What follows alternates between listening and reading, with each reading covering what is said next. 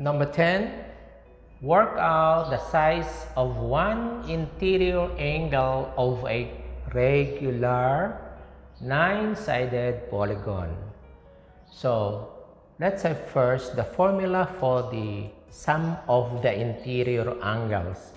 And that one is S is equal to the number of sides minus 2 times 180 degrees.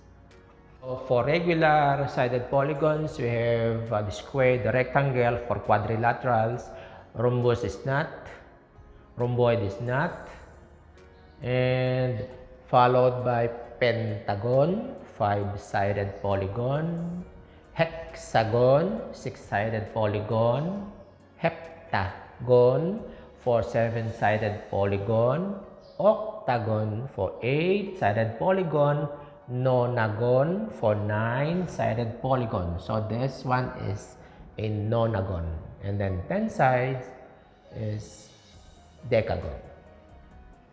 So let us find first the sum of the interior angles of this nonagon. So we have the S here, and the number of sides is 9. So 9 minus 2 times 180 degrees. We subtract first.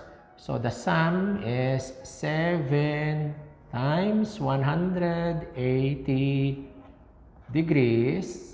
And the sum of the interior angles of our nonagon is 1260 degrees. To find one of the interior angle, we will just divide this by 9. So we'll just divide it by 9 and one interior. Okay, one interior angle. This is only for one angle, is equal to 140 degrees. And that is our number 10. Okay, number 11. We have a cone which has a radius of 4.5 centimeters and a height of 10.4 centimeters. So we are going to calculate the volume in terms of pi. For cone and pyramid, the volume is equal to the area of the base divided by 3 times the height. That is true for cone and pyramid. So in a cone, this one is a circle. So a circle area is pi r squared. But because this is a cone, we divide it by a constant 3 times the perpendicular height of the vertex of the cone or pyramid to its base. So this one is 90 degrees. That is the h. So we have here the height. So this one is the formula for the cone, the volume of our cone. Now we are going to compute the volume, but we're not going to multiply by pi. We will leave pi as is. So let's have this one. Let us substitute the value of 4.5, 10.4 centimeter. So here we have volume. So we have here pi. The radius is 4.5. So we have 4.5 square it times the height, which is 10.4. Okay. And then this will be pi. We multiply first this one. 4.5 times 4.5 is equal to 20.25 times the 10.4. There. Over 3. Okay. And then volume here.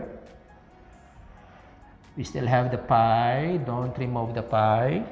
So we multiply 20.25 times 10.4. We have 210 0.6 divided by 3. And then when we divide this 210.6 by 3, our volume becomes 70.2 pi. Number 12, we have the nth term of a sequence is 60 minus 8n. Find the largest number in this sequence. So, largest number, all positive numbers are greater than all negative numbers as a concept here. So, we have n. Let's start with 1. You always start with 1, 2, 3, 4. That's the value of n, not negative 1. Start from 1. So, if that is 1, we have 60 minus 8 times 1. So, we have 60 minus 8 times 1 is 8. And then, so we have 60 minus 8 is 52. So, we have 52 here. If we are going to try the 60 minus 8 times 2, so it will be 60 minus 16, and this one is equal to 4, so 5 minus 1 is 44, 10 carry 1, yes, it's 44. So, what is our conclusion? If the numbers here are increasing with 3, the values of our sequence is decreasing. So, you see that's 52 and then 44. What if we are going to substitute the 3 there? So, it will still decrease and decrease and decrease until such point that it will become negative. For example, if we have n is equal to 10, so we have 60 minus 8 times 10, so 60 minus 80, the answer is negative 20, and that is very small, a small number compared to this one. Therefore, this 52 is the largest number that we can get from that sequence. What about if we have find the smallest positive number in the sequence? What is that? What is your answer there? Smallest positive, not negative, because if that is negative, we will reach the infinity there. So, the smallest positive number, so that one will have 60 minus 8 times, not 9 because it will become minus 72. So 8 is minus 64. So this one is 7, 56. So we have 60 minus 56. So the smallest positive number that we can get from our sequence is 4. But for number 12A, our answer is 52. Letter B, we have here 5 terms of a different sequence. 12, 19, 26 is not the same as this. So 12, 19, 26, 33, 40. To find the formula for the nth term, we always get the difference. So it is this, the difference of these two terms here, and they must be constant. 19 minus 12. Even if the 19 is here, the 12 is there, it's 12 minus 19. It's not this one minus that one. Okay? It's always this one minus the one that is on the left. So 19 minus 12 is 7. 26 minus 19 is 7. 33 minus 26 is 7. So we can see that the difference is constant. It does not change. 7, 7, 7. To get the sequence, the formula for the sequence, so we put the difference 7, we multiply it always by the n. Okay. Now this one is the first term. So if we are going to substitute the 1 here, the n is 1, 2, 3, 4, 5, n is equal to 1 here. So 7 times 1 is 7. So what number are you going to add to 7 so that your result is 12? So we are going to add what? 5. Okay, here. So 7 times 1 is 7 plus 5 is 12. If this one is 3, then we are going to subtract.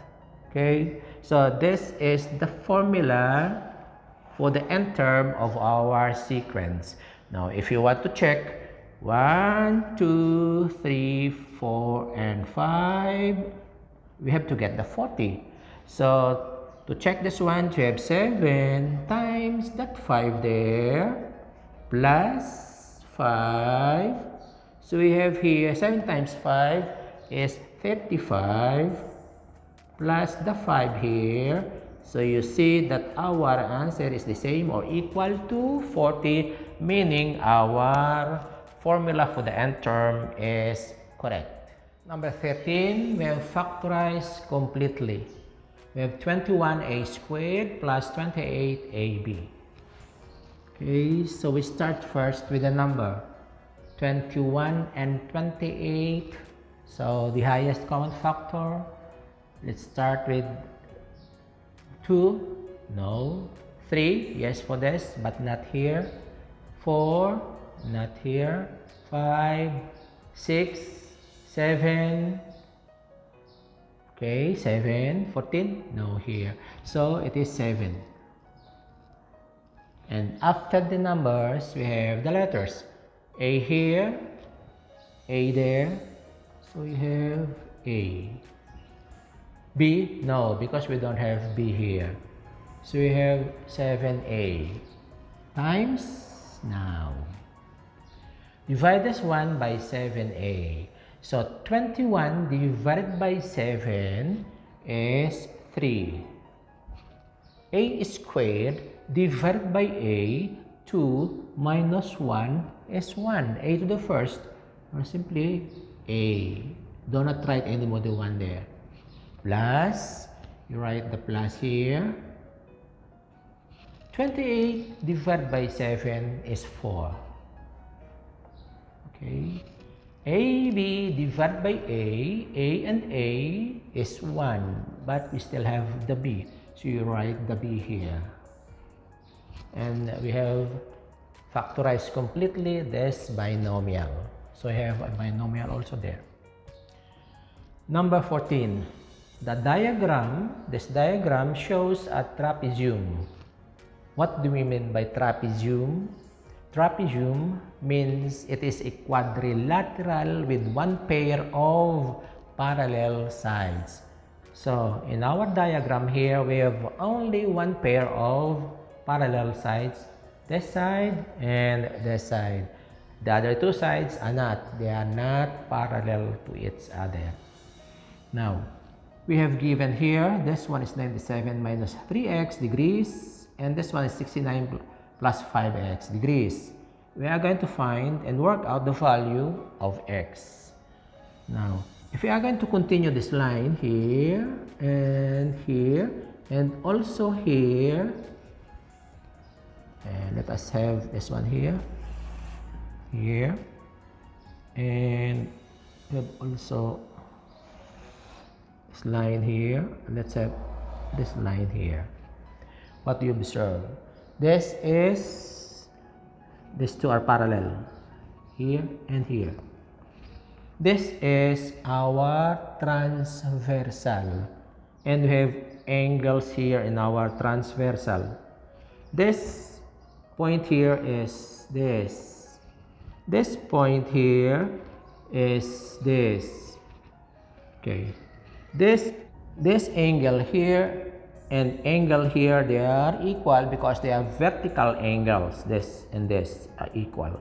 This and this are equal because they are vertical angles.